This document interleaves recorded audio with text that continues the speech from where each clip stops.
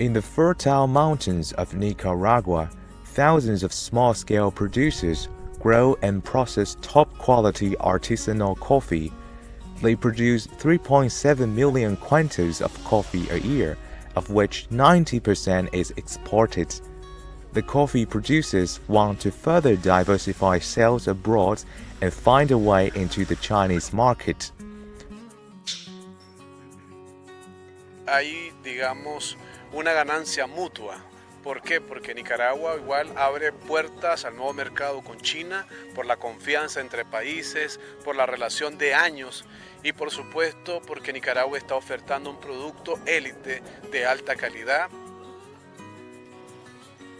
The coffee growers expect to enter the Chinese market through the Cup of Excellence, an annual auction Chinese buyers are invited to attend in July 2023.